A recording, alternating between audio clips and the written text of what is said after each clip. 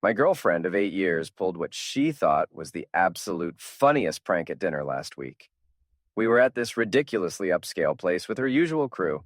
You know the type, always filming everything for social media content, treating every meal like a performance piece. The kind of women who order the most photogenic dish and then barely touch it. Mid conversation about some influencer drama I couldn't care less about, she suddenly got completely theatrical, stood up slightly, raised her wine glass like she was making a toast, and announced loud enough for the nearby tables to turn and stare. "We're done!" Her eyes were absolutely sparkling with mischief, while her friends immediately whipped out their phones faster than gunslingers, already giggling behind their screens like schoolgirls. The anticipation was eliminating them. Then came the kicker, delivered with perfect comedic timing. Just kidding. The entire table erupted into pure, unbridled hysteria. They were clinking glasses, shrieking with that particular brand of performative laughter that sounds like broken glass, the works, like they'd just witnessed the greatest comedy bit of all time. I didn't laugh, not even a polite chuckle.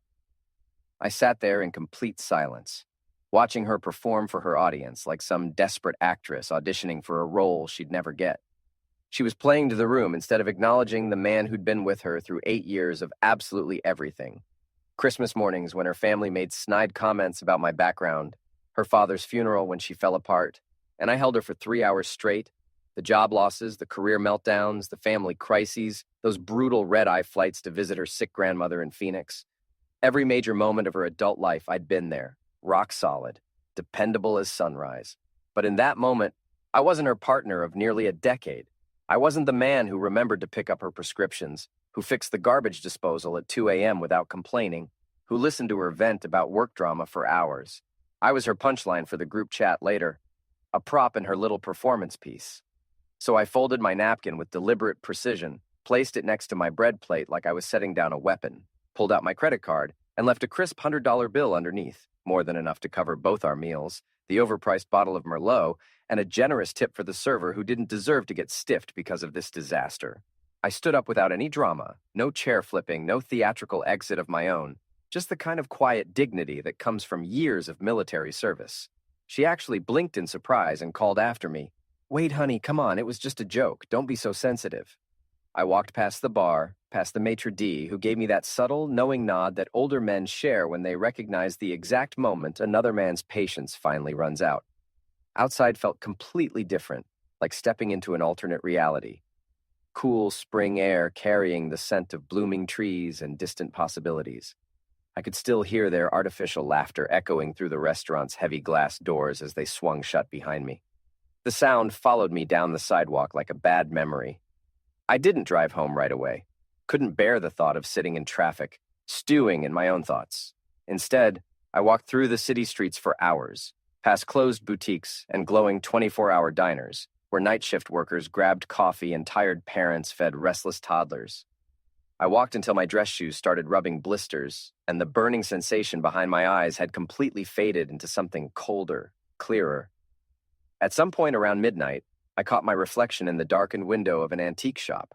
There I was at 57, graying at the temples but still solid, former military, former engineer, still paying all the bills without complaint, still fixing whatever broke, still showing up when promises were made. I stared at myself for a long moment and quietly muttered, "We're done," to my reflection, but unlike her theatrical performance, I wasn't joking, not even a little bit. When I finally made it back to our shared condo around 2 a.m., she was already in full damage control mode, sending text after text. "You're being way too dramatic. It was just a harmless joke. Seriously, everyone thought it was hilarious. Don't ruin the whole night over this." I didn't respond to a single message.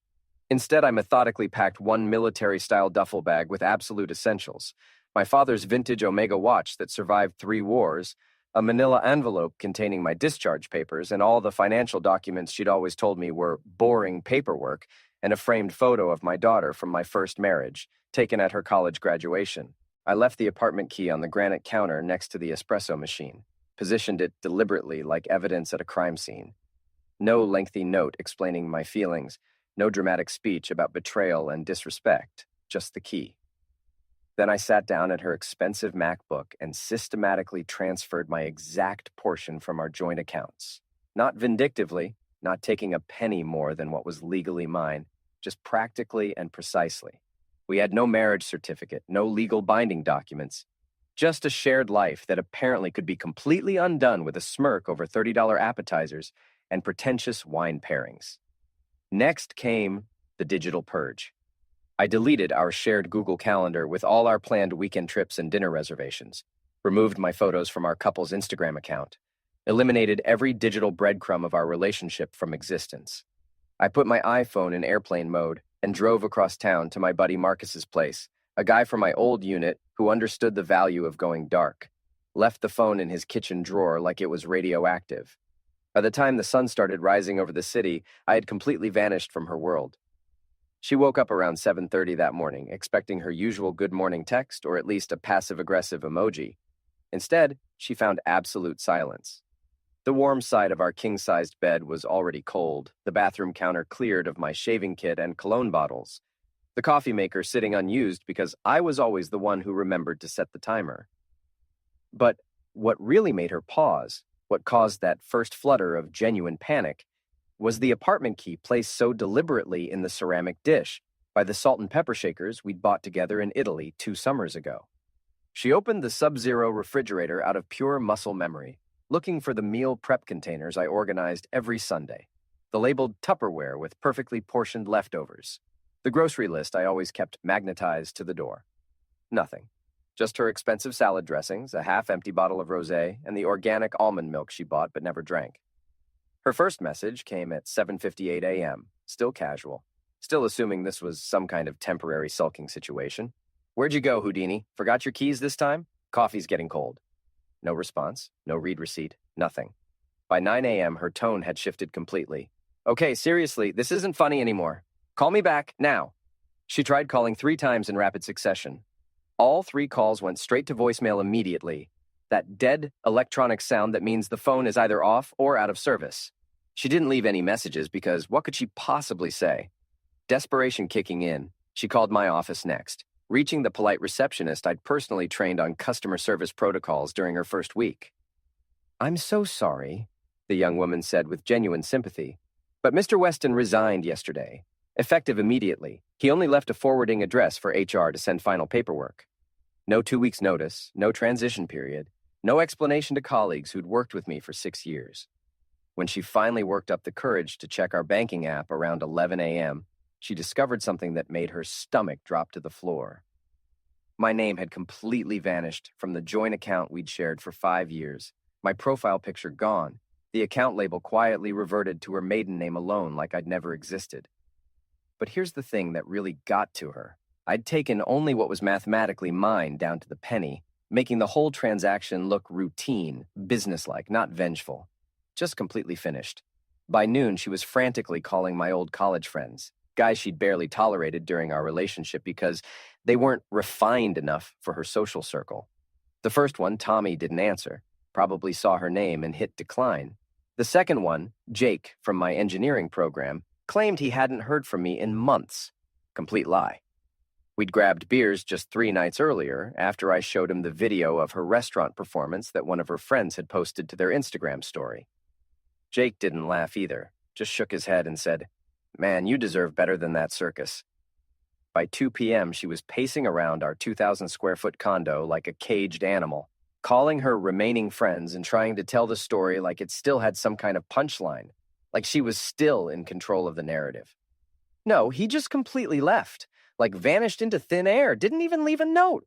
Who does that? Who just disappears like some kind of ghost? Her laugh was brittle, forced, cracking at the edges. Her voice broke completely on the second disappeared. That evening, in an act of pure desperation, she made the massive mistake of texting my daughter Emma. They'd never had any real bond. Too many years of passive-aggressive comments about "your real mom" and "we're not a blended family, we're just figuring things out as we go." Emma was 23, sharp as a tack, and had never bought into her stepmother's performative nonsense for even a second. "Hey, Emma, have you heard from your dad recently? Can you just tell him I'm really worried? This isn't like him." The reply came exactly 4 hours later, timed perfectly to maximize impact. "He said to tell you the punchline landed perfectly." That single sentence hit like a physical blow. That's when she finally started crying. Not the cute, Instagram-worthy tears she sometimes produced during romantic movies, but the ugly, raw kind that comes from genuine terror. Not because she missed me yet. That particular realization was still weeks away. She was crying because the man she'd depended on financially, emotionally, socially had vanished with the kind of surgical precision that scared her to her core. Not messy, not vengeful, not dramatic like her restaurant performance. Just clinically, devastatingly final. She tried calling one more time around midnight, hands shaking as she dialed. This time it didn't even ring once, straight to that automated voice saying the number was no longer in service. For the first time since that disaster of a dinner, she fully understood this wasn't some temporary tantrum or a man storming out to sulk at a hotel for a few days. This was someone who had executed a detailed escape plan she never saw coming. Within a week, her carefully constructed social ecosystem began crumbling like a house of cards in a hurricane. She posted her usual Sunday brunch photo from the same overpriced spot, same manufactured crew of influencer wannabes, but now there was a glaringly empty chair that she hadn't bothered to crop out of the shot. The absence was deafening. Her caption read, "Brunch cures everything. Girl tribe, no drama, just champagne." But everything about the image screamed the exact opposite. Two of her usual brunch companions were mysteriously absent. One was tagged but never reshared the post, and her best friend Allie, the same Allie who'd squealed, "Do it, say it like you mean it," while recording my public humiliation on her phone, looked completely off in the photo. Pale, hollow-eyed, like someone who'd just witnessed a car accident and couldn't stop replaying it in her mind. The first crack in her social armor was subtle but devastating. A PR collaboration with a mid-level cosmetics brand got canceled, citing scheduling conflicts and strategic realignment, except the same brand had no problem posting glossy campaign shots with other local influencers the very same week. Then came the real blow. Elira, the boutique that had been sending her free designer handbags every quarter for 2 years, quietly terminated their brand ambassador partnership. No dramatic announcement, no explanation, just radio silence. The free products stopped arriving, the exclusive discount codes expired, and her DMs went unanswered. She convinced herself it was all coincidental. Algorithm changes, market fluctuations, anything except the slowly dawning realization that I had been quietly holding up more of her social scaffolding than she'd ever imagined. The fancy restaurant where they always got the best table? The owner owed me a favor from when I'd redesigned his kitchen workflow system for free. The photographer who shot all their girl power content sessions? I'd been covering his website hosting and domain registration for 3 years without ever mentioning it. The wine bar she loved to name drop? My buddy from the service industry had hooked up her loyalty rewards program as a personal favor to me. One by one, these invisible supports started disappearing. Reservation systems couldn't find her accounts. Photographers were suddenly booked solid for months. Even the boutique coffee shop where she held her informal business meetings started acting like they'd never seen her before. Her carefully curated world was quietly being dismantled from the inside out. Late one night, around 2 a.m., with a glass of expensive wine that was supposed to make her feel sophisticated, she started her descent into full-blown digital stalking mode. She began obsessively searching for any trace of my online presence, swiping through her camera roll like some kind of forensic investigator looking for clues she'd missed. Not for nostalgia. She didn't do nostalgia. It wasn't on brand. She was hunting for proof I still existed somewhere in the digital universe. Instagram showed nothing. My personal account? Gone. The backup account I used for following car restoration groups vanished. Facebook completely deactivated. LinkedIn profile didn't just show as inactive. It was like it had never existed in the first place. She even went down the rabbit hole of searching Reddit, scrolling through automotive subreddits and woodworking forums I used to browse, looking for usernames that seemed familiar. Absolutely nothing. No comments, no posts, no digital fingerprints whatsoever. What really unnerved her was realizing I'd always been what she mockingly called a digital minimalist, but now it seemed less like a quirky personality trait and more like someone who'd been methodically preparing to disappear completely.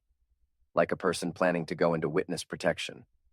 Around 3 a.m., she started messaging people from my past like some desperate private investigator.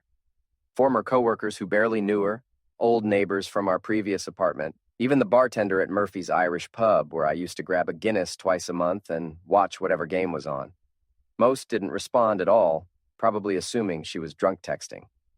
The few who did reply gave variations of the same infuriating answer. Haven't seen him in a while, thought you guys were still together. Friday morning, running on 3 hours of sleep and pure anxiety, she finally swallowed her pride and called my cousin Jason. They'd never been close.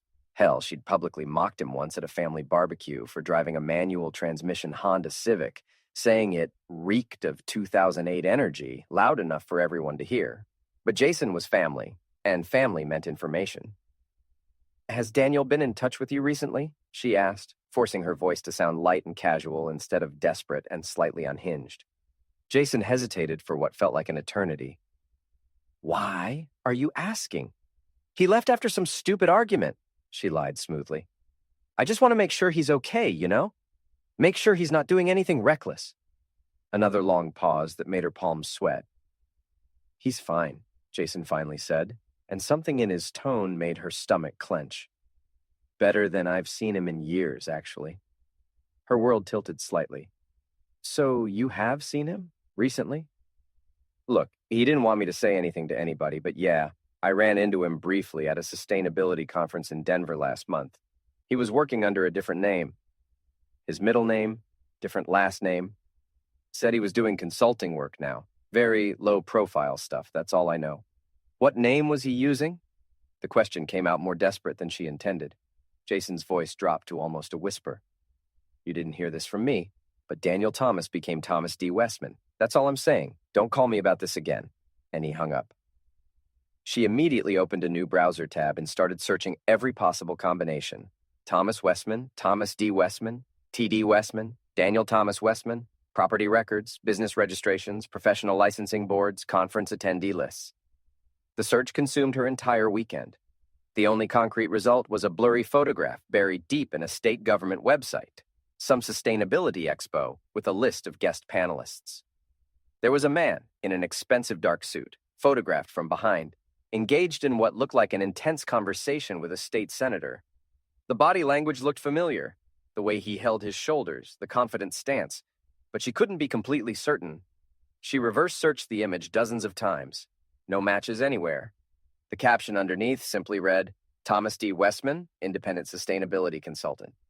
She cross-referenced that name with LLC filings, bankruptcy records, property registrations, professional board minutes, anything that might give her a lead. Nothing matched. No digital footprints, no careless mistakes, no paper trail whatsoever. It was like he'd hired a team of professionals to scrub his existence clean.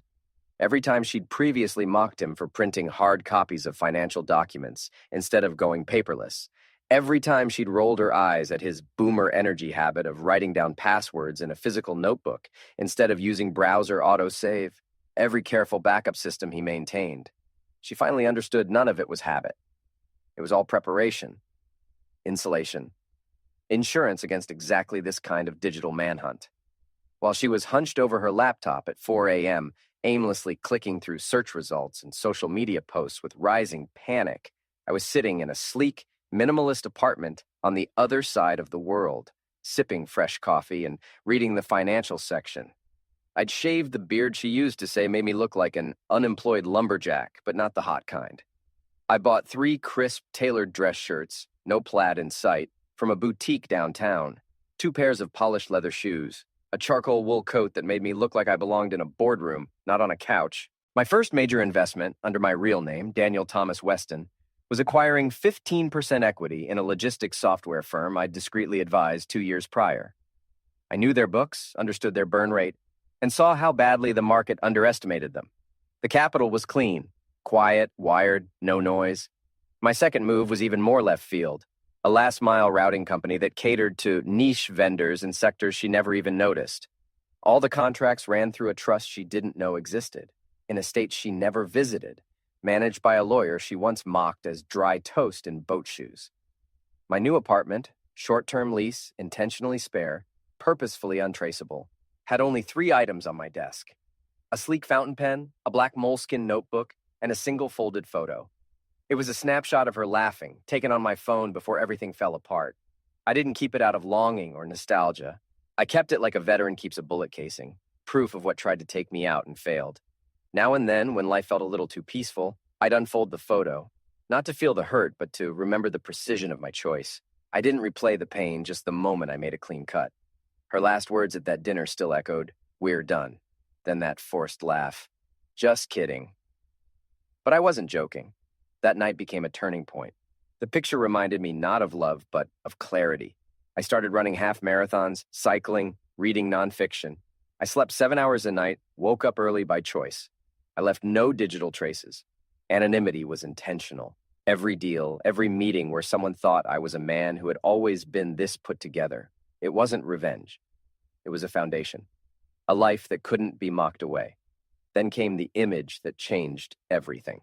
A blurry Instagram story from a gala. Just a passing shot of the reception line. But there I was, behind a city councilwoman.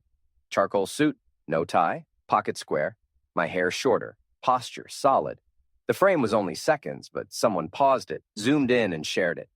"Is this Daniel?" Lit up 3 group chats. She stared at her screen, thumb frozen. Not scrolling, just stuck. The man in that photo didn't look broken or adrift. He looked like he'd stepped out of her orbit completely. The way I stood said it all, not smug, not spiteful, just absent. Beyond her reach, beyond her narrative. Weeks later, at a high-end restaurant called Bella Croix, she was making small talk with the few friends she still had when a waiter silently placed a cream envelope in front of her.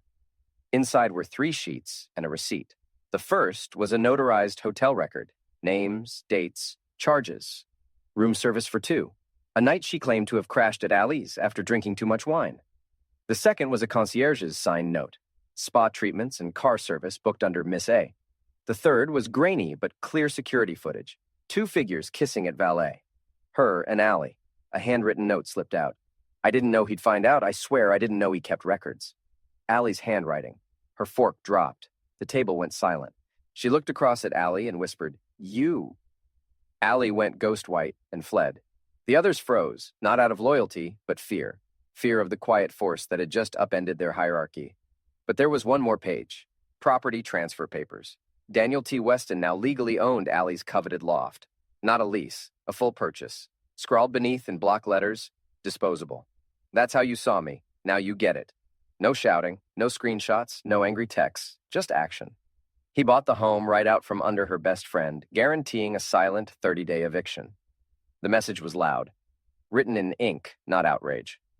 Months later, she saw me again at an art gallery. I was with an elegant older woman, graceful, composed, not arm candy, but an equal. We were laughing genuinely. She couldn't stop herself. "Daniel?" I turned slowly, calm, like I'd rehearsed it. "Why?" she asked, hands flailing. "Why all this? The letter, the deed. Allie, you ruined everything." I looked at her like a surgeon inspecting a healed scar. "Because your laugh told me everything I needed to know." "What does that even mean?" I stepped past her, not harshly, just finished, like she was a room I no longer lived in. Then I paused. "Tell her the lease ends next week." And I walked away without looking back. A week later, Allie moved in with her sister. The building manager handed her a plain folder. "New owner, everything's finalized." Final. I was gone for real, and I hadn't looked back once. The man she assumed would always be there to forgive her next laugh had become someone else entirely. Not just someone who left, but someone who rebuilt everything from the ground up while she danced on the ruins of what they had. And the silence he left behind said more than any fight ever could.